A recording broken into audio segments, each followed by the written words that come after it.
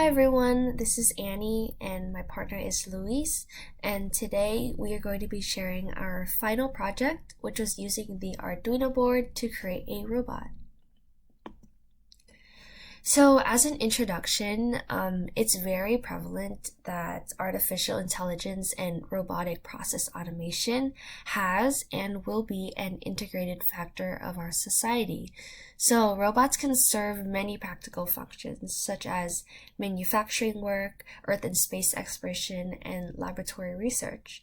So, my partner and I were really fascinated with the numerous applications of robots. So, our project is kind of centered around that idea.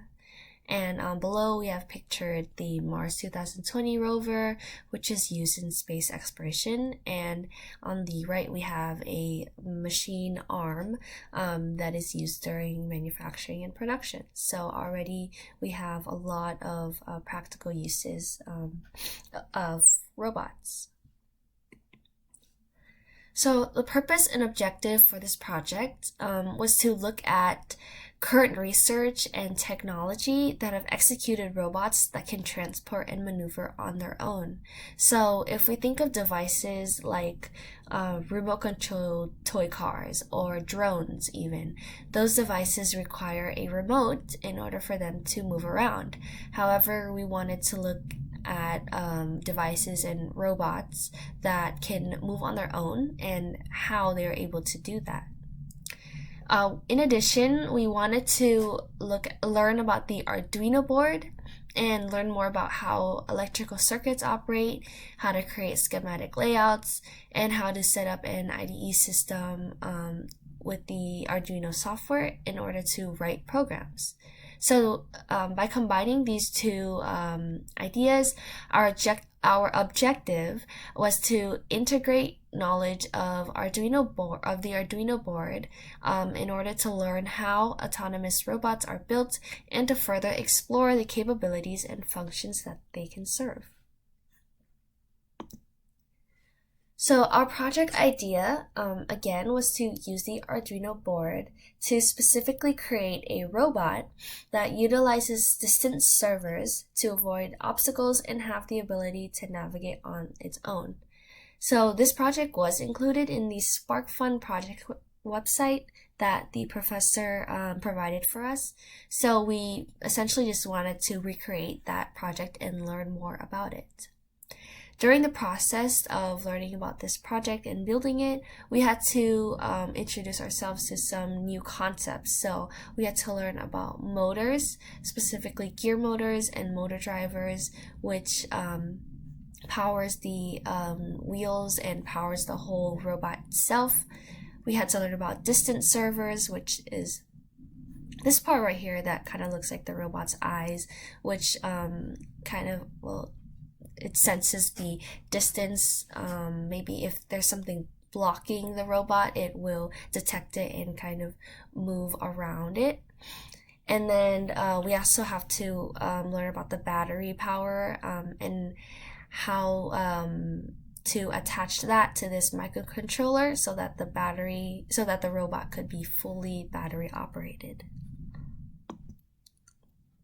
And this is what our end result looks like. This is the front view and the top view.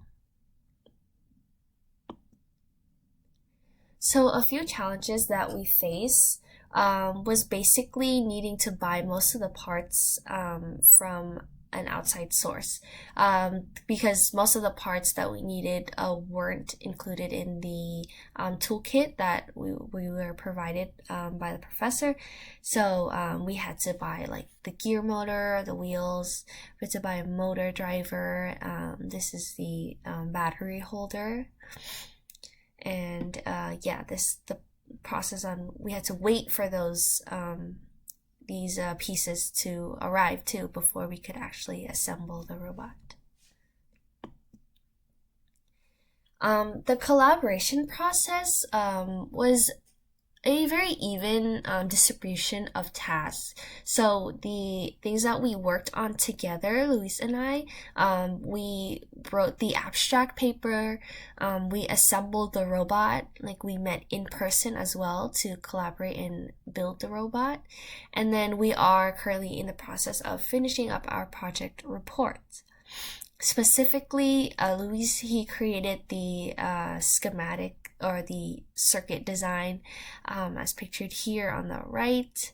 And he also helped buy the motor driver.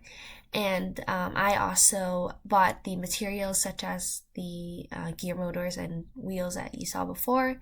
And I helped create the presentation for this video report.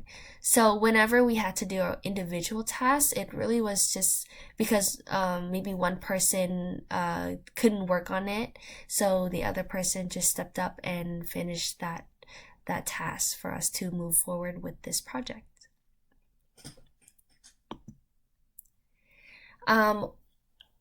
We also want to address why we believe people should buy our design instead of someone else's within the market.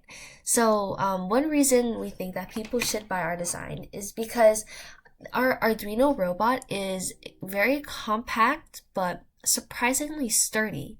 So it could honestly withstand its performance for an extended period of time. So even if something were to maybe break or be overused, it would take a while for that to happen. So our Arduino robot is very strong.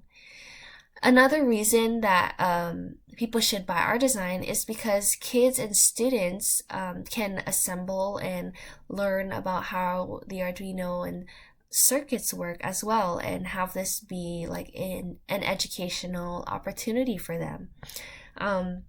Especially since the holidays are coming up, this would serve as a great holiday present for those kids who are interested in STEM, or just any kids who are just curious about robots and just want to play with something. And lastly, our Arduino robot could serve as a prototype of a more complex robotic design if someone were to have that in mind. So as we learned in this class, building a prototype is an essential part in the brainstorming process in engineering. So our Arduino robot can serve just that purpose. This concludes our presentation, the PowerPoint presentation. We also have a demo video for you, so please stay until the end, and thank you for listening to our final project.